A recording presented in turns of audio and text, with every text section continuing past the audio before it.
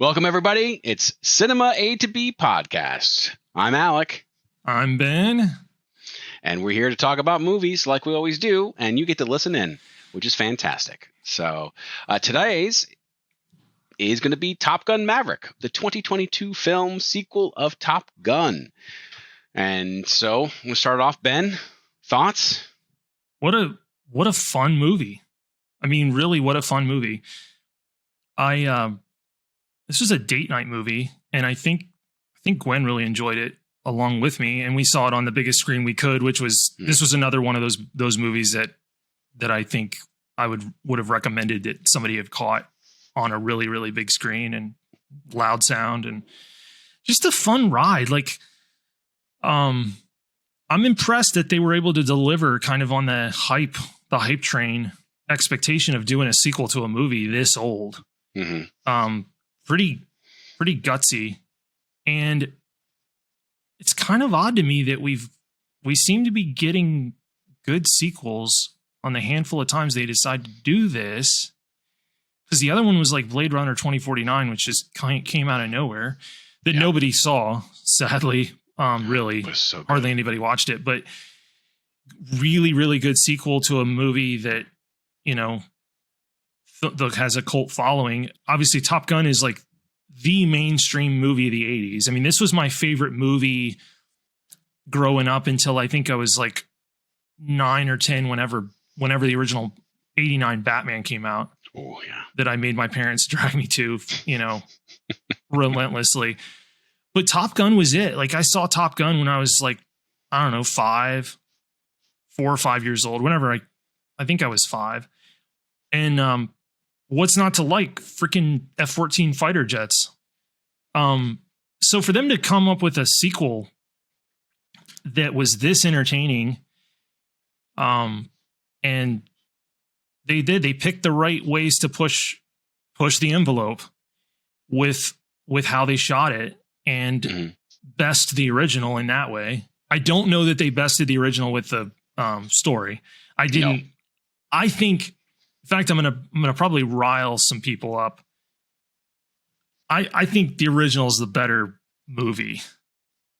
There are people who think Maverick is the better movie? Oh, sure, yeah, absolutely. I'm sure we'll have comments. Yeah, no, I'm sure we'll have comments here on YouTube, on that Maverick's the better film, because they'll cite things like, well, was Top Gun nominated for Best Picture? No. Was Maverick? Yeah. But I think there's a good reason for that. I mean, I think the fact that the theater industry is struggling and Hollywood knows this and they know they need to nominate. That's why Avatar Way of Water got an Academy Award nomination for Best Picture is they want people to tune into the Oscars and have some movies nominated that they've actually seen. If Top Gun Maverick wins, I'm going to be. No, it won't. But okay, it won't. But I enjoyed it. Like, it was fun. I didn't get to see it in the theater. I saw it on the 65-inch we have, but we watched it right. I mean, so I didn't get the same aspect that you did, like the same atmosphere.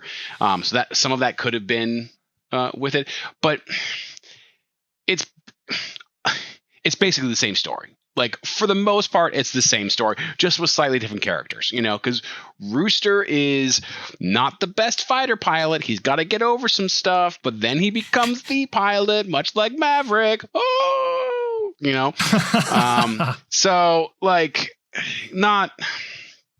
Again, it was enjoyable to watch. It was solid. Like, I mean, but there was definitely flaws in it.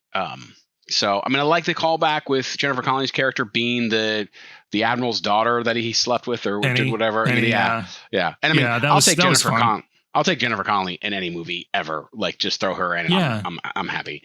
But I think she's fantastic. I mean, I think she's a great, actor. I think she just knows how to work the camera as well and kind of keep the focus on her. But especially when you're playing the opposite Tom Cruise, who I think is probably one of the most brilliant film stars of all time, of just being able how to control people looking at the camera. I mean, he's still doing this kind of stuff as old as he is now and still doing it well. You could tell Cruise was having a lot of fun with it too, with the role. Like, he was genuine, and he always seems to be enjoying himself. I mean, the guy, name a more passionate person in Hollywood than Tom Cruise. I can't. No, I can't. It oozes from him, and it comes through on screen. And so clearly he's having a good time. I mean, I want to first ask you, like, what do you have a favorite like scene or moment in the movie? Because I did, and it was. I think it's probably the bar scene when he's watching all of the new recruits in the bar at the beginning. So when he goes, like he doesn't know any of them, they're all coming to Top Gun. He's coming to Top Gun. They don't know it. And kind of, I just enjoy that kind of him viewing them and starting to already kind of judge them or place them in boxes and that kind of thing. And then obviously Rooster comes in.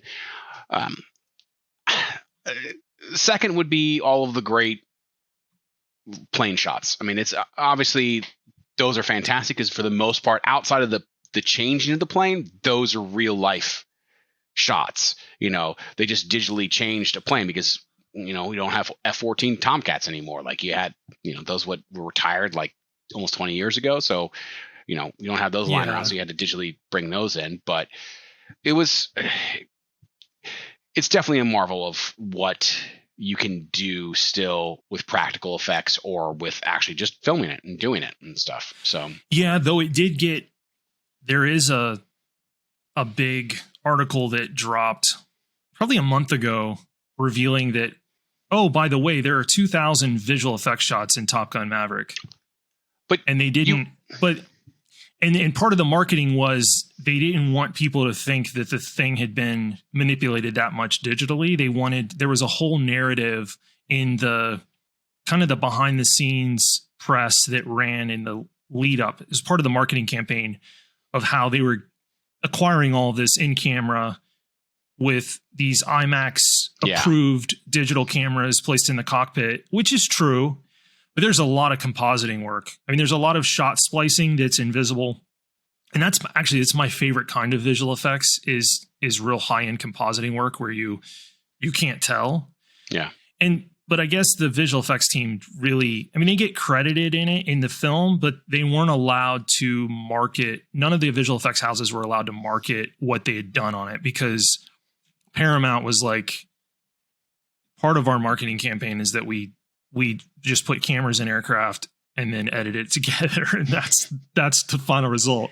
It's that pissed a lot of people off in the visual effects community, which I completely understand.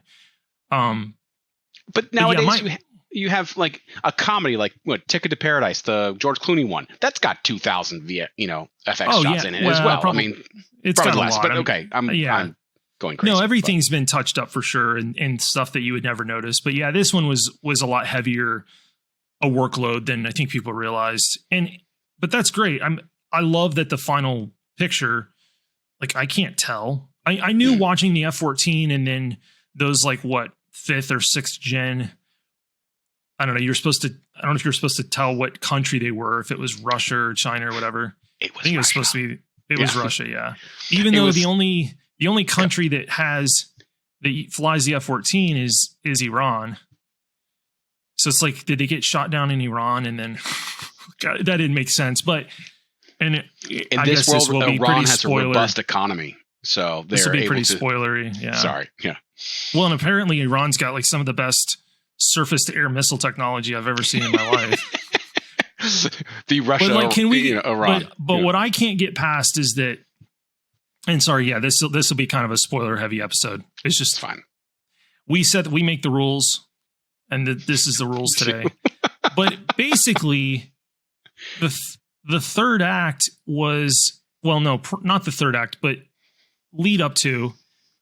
Can we acknowledge that Tom Cruise and the rest of them were just doing the original Star Wars trench run? So true. In fact, they homage it because they're like, it's what, 3 meters wide? Yeah. Is what that the target, they even the writers made the target they hit is the same width as the exhaust port, the thermal exhaust port, which 2 meters then. 2 meters? Maybe they made it. I don't remember what.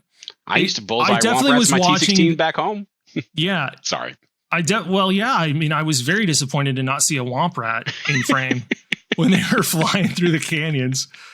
But yeah, I was like, oh, this is this is great. This is Star Wars with F-18s. This is tremendous. But no, it's a marvel. It's a marvel of like in camera. Mm-hmm. And I really feel like that they owe a lot of credit to that to Dunkirk for seeing what you could get if you would mount IMAX cameras on Spitfires. Because it reminded me I felt like a lot of the filming techniques, it looked like they had taken a lot of things that were learned on Dunkirk and then it did it with more cameras on faster aircraft. But yeah, it's a blast. It's an absolute blast. It's not gonna, I mean, again, I enjoyed it. It's not my favorite picture of 2022. I'll watch Top Gun again before I watch Top Gun Maverick again. Because I feel like it's very derivative of the first one, pretty much just almost the same movie with just, it's slightly different characters and, other things going on. So, I mean, even jokes about the hard deck and going below the hard deck, it doesn't count if you're below the hard deck. Like, I'm like, really? Like, we've already done this. Yeah. It's like The Force Awakens. It's like, let's redo the movie just with the new technology we have. It's you're right. And that's a really good reference. It is very similar to Force Awakens, but I enjoyed The Force Awakens. I did too. So I think I appreciate that Top Gun Maverick knows what it is. Mm-hmm. Like, I didn't feel like it tried to be anything it wasn't. And frankly, the original movie doesn't have a plot that's like, a mile deep, but I do find the emotional beats in the original movie more compelling. Like, I do. But I don't think the reality though is the original movie, the first half before Goose dies, is a really funny, testosterone fueled like romp. Mm-hmm. And then he dies and it's a very different movie from that point on. And so Top Gun Maverick couldn't be what the first half of Top Gun was as far as the mood and the tone. No. Like, they couldn't do it. They couldn't get away with it. It had to acknowledge like some of the more somber elements of what had taken place. And so I felt they rode that line well, that it kind of sits in the middle tonally of like the beginning, the first half and the second half of the original. Because you get my favorite scenes when the first day that he trains them and he's just freaking smoking them. Yeah. And the soundtrack's blaring and, he's just cutting up between them. I had a big grin on my face during that whole scene, where Cruise is talking to himself. Okay, Maverick, let's try not to kill anybody the first day or lose your job or whatever. And the interplay between him and John Hamm was pretty funny. Yeah. When they're just like, they just look down on him because he's not, he's just purposely not tried to make rank. So but that was the more interesting stuff. Cause you're right. The rest of it's just like, no. Rooster might be the son of Goose, but he's basically following the path of Maverick. Yeah.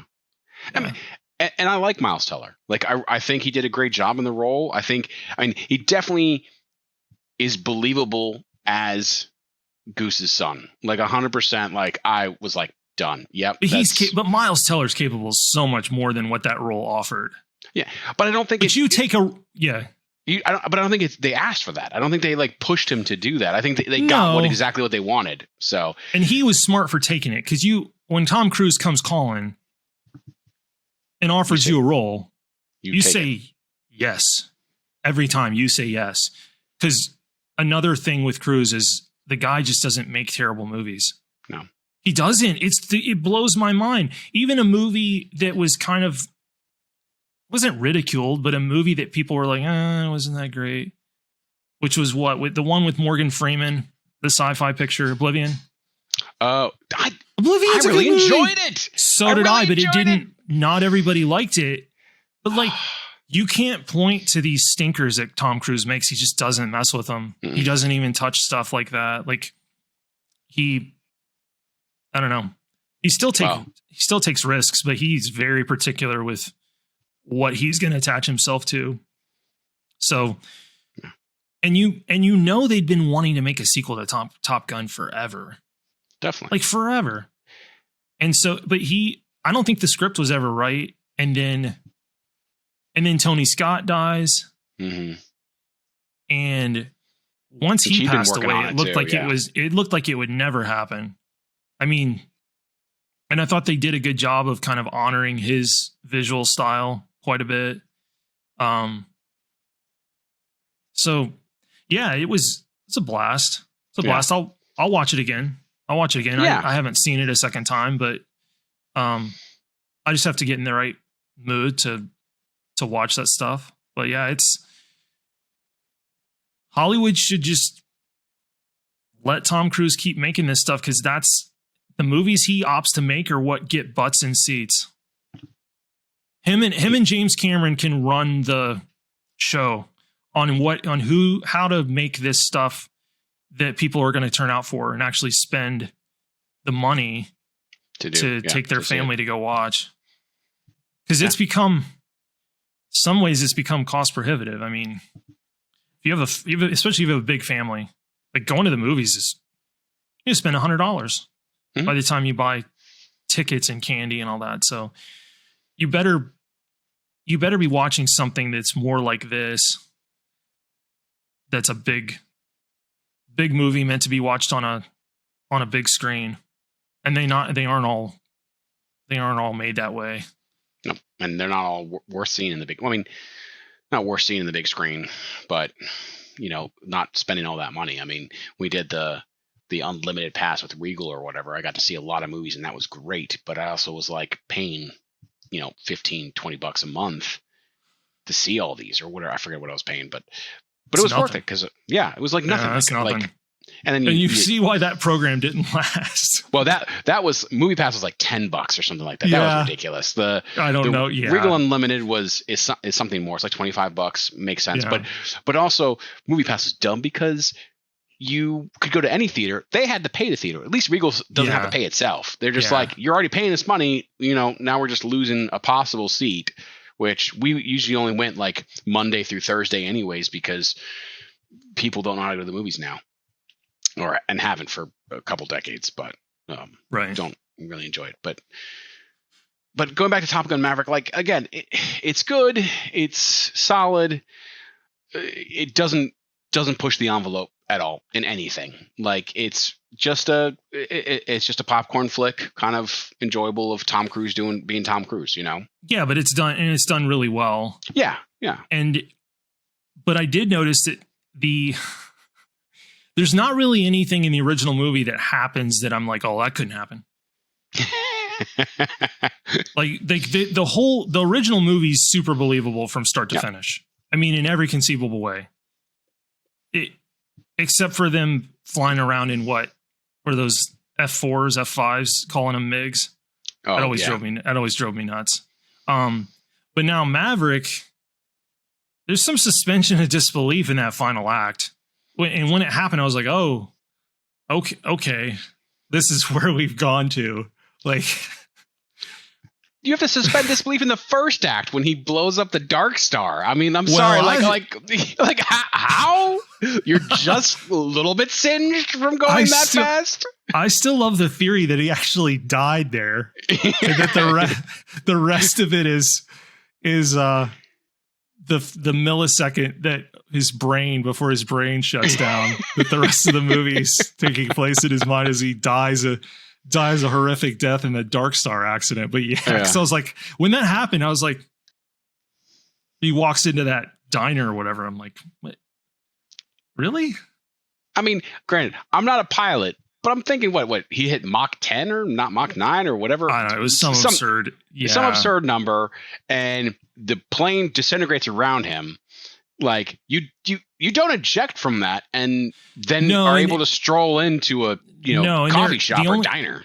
No, but the only thing that they referenced, and I don't think anybody's ever talked about this, I just know because I'm obsessed with the SR-71 Blackbird aircraft. Mm-hmm. But there was an SR-71 pilot that survived a midair disintegration of the aircraft he wasn't going Mach 3, but he was well over Mach 1 or 2, and literally the aircraft did just fall into pieces, Yeah, but it was a miracle that he survived. Yeah. And he didn't have any, I don't think he had any like severe injuries or anything like that, but that was the only thing that they probably could have referenced to say, well, but not at Mach 6 or 8 or 9 or whatever it was. I forget what it was, yeah. But yeah, I love the theory that he's actually dead. That's just all.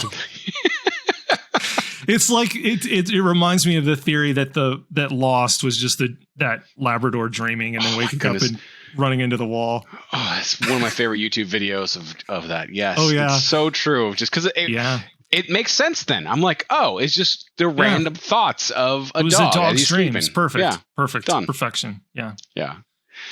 Yeah. So, I mean, I enjoyed Maverick.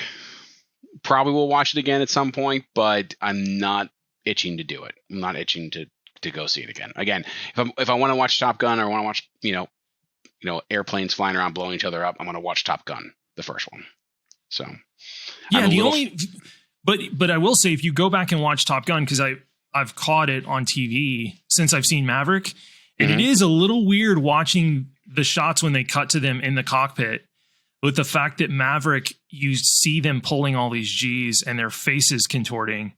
It is different watching the original where it's just obvious that they're up against like I don't even think it was blue screened. I think they just had like a blue backdrop behind the cockpit, and you know, their faces aren't contorting. And of course, I think even when I was little and watched that, I knew they weren't really flying in those jets. Like it just the way it looked, but you can forgive that. But I would say that is something really, just one of those touches of realism that the sequel did right, is you just forget how even pulling like 2 Gs, your face is going to start shifting, let alone, you know, what they're capable of before they pass out. So yeah, once again, though, nobody gets a better recruitment film than the Navy.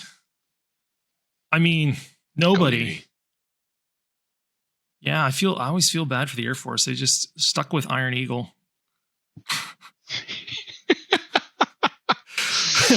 with Chappie.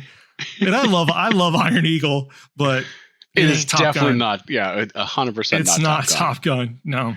The Air I do Force not recommend, if you did not grow up with Iron Eagle, to go back and watch it. It does not hold up. No, it doesn't. No, but it doesn't. Oh, it's fun. It's part of my childhood. It doesn't hold up. It's part of my childhood. It's beautiful. It's a beautiful thing. Again, yeah. If you didn't grow up in the 80s watching it, you don't. No, we're not going to be telling people to like, oh man, you gotta really sit down and focus in on the screening of Iron Eagle. Iron Eagle. And watch Gossett Jr. Just watch Luke Gossett Jr. just outact everybody else in that movie. I mean, everybody. Louis Gossett. I can't believe I got his name wrong. Oh, shame on you. I know. No, he's such a better thespian than anybody else that shows up in that. Oh man, Robbie Rist is in Iron Eagle. I totally forgot that. Look up who plays the guy's girlfriend in Iron Eagle. It's going to surprise you. I just can't remember her name right now off the top of my head. You remember the character's name? It's the Is it the girl from The Office? Yeah, or not girl from The Office, but the boss. It's Jan. Jan. Oh my goodness. I did not know that. Jan plays his girlfriend in Iron Eagle. It's great. That's crazy. I love going back and seeing stuff like that where I just took an actor for granted. Mm-hmm. Yeah, it's great, man. So, but, well, any final thoughts on Maverick? It shouldn't be on Best Picture nominee. I'm just going to say that now. I mean, enjoyable film. I recommend watching it, but it's not the Best Picture. Not even close. Yeah, but I think the rationale was if they expanded it to 10, you can tell there's 4 or 5 on that list that were the big tentpole movies. And so it's almost the Academy's way of acknowledging our industry doesn't survive unless we continue to make these big films. Yeah. And then who's going to watch the Oscars when nobody you've seen anything that's nominated? True. I mean, and it's been like that for almost 15 years, probably, give or take, that especially when it was a shorter list, there are a couple years in there. The average person hadn't seen any of that stuff. Yeah. Mainly because they don't live in a city big enough where it was screened. Yeah. Where you don't have 15 different movie theaters and some can be those specific indie films. What's cool now is with the proliferation of streaming services and then, the rest of it is, we're able to tell people, hey, if you haven't watched, Everything Everywhere All at Once, go watch it. And they're not going to have a hard time going and finding it and watching it. So, by the way, for those of you listening, and it's like first time listening, go watch our episode on Everything Everywhere All at Once. Yes. But watch the movie first. We don't spoil it, please. But watch it. But anyway, back to Maverick. My only question is, like, it made so much flipping money. Are they going to make Top Gun 3? No. Like, are they going to do it? No. Like, can you do it? Or is this the end of the line? Like, I don't know. I don't know. And I don't think an opening title card of Top Gun Rooster has the same ring to it. I mean, I like Miles Teller. I think he can. I do too. Yeah. I think but I don't think you can. I don't think you can call it Top Gun Rooster. No, you can't. And I mean, as much as I really like Miles Teller, I don't think you can trade. You're not going to get the draw that you do with Tom Cruise, No, but if you're going to do a third one, Cruise is still going to be in it, but I don't think you can rehash where he's still flying.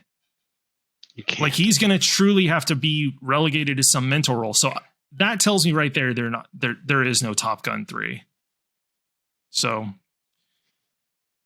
yeah, but it's if they had a decent script, everybody would go watch it. Especially if the Navy gave them clearance to shoot with F-35s. Oh, no, that's not going to happen. No, it's not. But yeah, it made a ton of money. It looks dwarfed by comparison now compared to Avatar, but it was still one of the biggest grossing movies of 22. So. Well, and it's his second highest grossing film of all time for Cruises. Yeah. Don't tell me what it is. I don't know. Let me go. Got to be one of the Mission Impossible sequels. It's got to be like Fallout or something. Yeah. Maybe. I would think one of those Mission Impossible sequels is his highest grossing picture. Maybe it is Top Gun Maverick. Is his number one? No? Yeah, let's see. His number one. I guess what I was reading was behind. No, Top Gun Maverick did finally beat out Fallout.